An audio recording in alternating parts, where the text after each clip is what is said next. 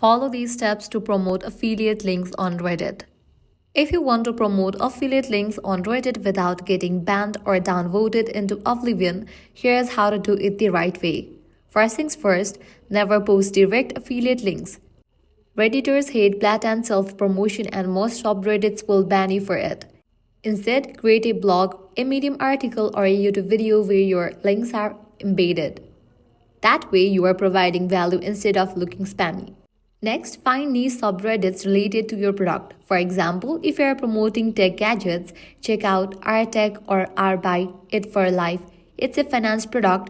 Try R-Frugal or R-Personal Finance. The key is to engage in communities where people actually want recommendations. Next, Reddit is all about contributing first, promoting second.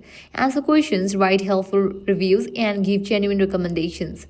If someone asks what's the best webcam for streaming, don't just drop your link. Instead, write a mini review, then subtly mention or blog or video where they can find more details. If you want to go fully legit, use Reddit ads. You can directly promote your affiliate offer, target specific subreddits, and even A/B test different ad formats.